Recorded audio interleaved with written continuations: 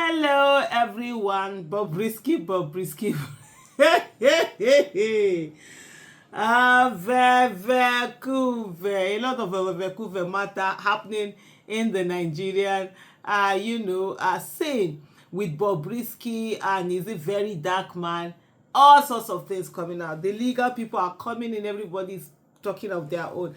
Apparently, it seems as if there was an alleged, video leak or audio leak where it's alleged that Bobrisky was talking about the fact that he had to pay some money for something to be dropped, money laundering charges to be dropped, and stuff like that.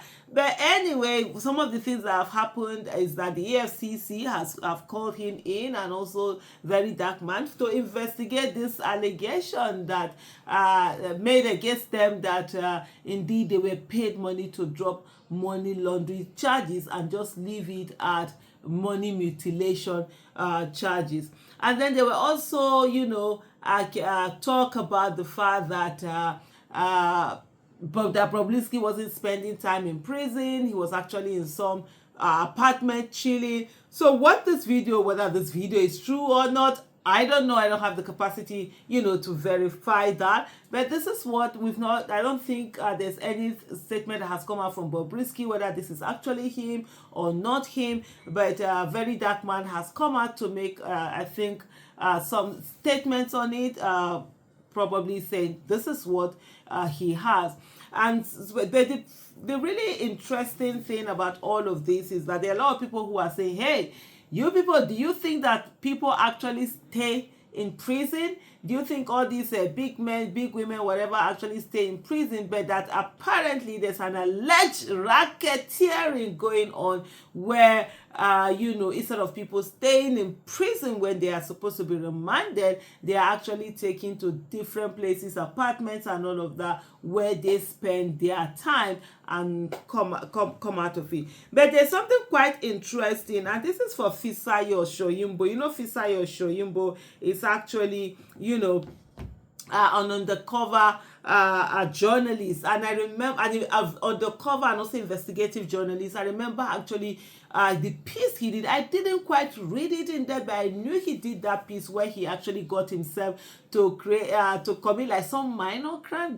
He actually did something to get himself arrested and taken into prison. He had to even do dreadlocks and all of that to disguise himself, and got in there just to be able to find out exactly what happens in the prison. And this is what Fisayo Shoyombo said. He said there's absolutely nothing in that Bobrisky release by Very Dark Man that I doubt. And he said, in case you need the backing of a lived experience, my findings when I deliberately got myself in prison in 2019, and then he put out the finding which said, and the heading of the finding was Undercover Investigation to Drug Abuse, Sodomy, Bribery, Pimping, the Cash and Carry Operations of Ikoyi prisons. And it's a long read. It has it there.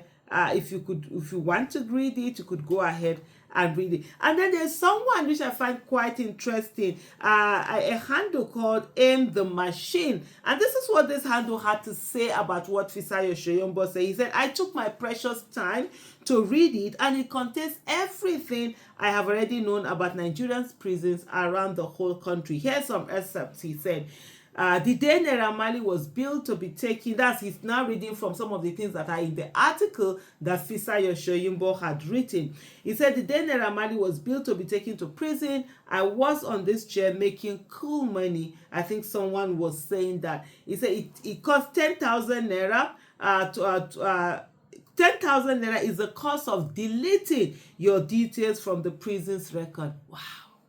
So you now have an ESCOM will become president because somebody was paid 10,000 Naira and he deleted their record.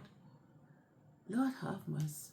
When Nigeria is Nigeria is a crime scene. The whole of Nigeria is a crime scene. Yeah. They're supposed to take all of us and put us on trial because we can't be normal human beings and be allowing all of these things, to happen. So it continued in the article. It said the celebrity sales are from 30K, 100K, 150K, and up to 1.5 million Naira. So you could pay. Is this per night, per week, per month, or what? All of this. Last two frames, it says sodomy, booze, sex, and drugs as long as you have money. Real life experience by an ex-Ikoyi prison inmate who at Fisa Yoshombo met in that same prison and was gracious enough to speak of before he went off grid. So let me just pick some of this. So what he now did was he screenshot some of the things from that article. And some of these are this. It says, money in the bag. The warden's initial measured disposition turns happy-go-lucky. I noticed the ease with which they regale one another with tales of similarly shady financial deals. And this is to say, there's no shame. It's so normal to them that they actually discuss it. Somebody should commit a crime and be deeply ashamed that you be worried and you don't even want anybody to find out. But here, it's actually a thing of pride for them to talk about how they've committed all of this, things like you're collecting bribe, you're doing all of this, and it's so cool they're talking about it. He said the day Naira Marley was billed to be taken to prison, I was on this chair making cool money, says one of them. I made some good money, I won't lie. Transfers were just going up and down. Naira Marley and the hip-hop artist, whose original name is Azeez Fashola, had been arraigned at Federal High Court in Lagos on May 20 by the Economic and Financial Crimes Commission, EFCC, on 11 counts of alleged internet and credit card fraud. A second warning described how he facilitated the payment of 300,000 to a senior colleague of his in Abuja by a man who wanted to smuggle all his 3 children into the employment of the Nigerian Prison Services, recently renamed the Nigerian Correctional Service, during a recruitment some years ago. So imagine, and he said, though unqualified, all 3 were eventually employed by the service. Somebody brought their children, unqualified, put them there, and these people are just going to do all sorts of craziness. And what do you expect? These particular people who enter through corruption, they will do corruption now. It suddenly dawns on the warden that an ongoing promotion exercise in the prison service offers him fresh opportunity for corrupt enrichment. And he said, let me quickly call the man. He may be interested in a deal to facilitate his children's promotion. He adds, running his hands through his breast pocket for his phone. So all your 3 children cannot get jobs based on merit. They are unqualified. And you are not ashamed as a parent to actually put them in a place where they will be a burden to Nigeria and probably cause some serious harm one way or the other. Let me go back to the article, this scripture. He explained that the special accommodation mentioned by the prison warden in court, which I was shielded from seeing, is called Nikon Luxury.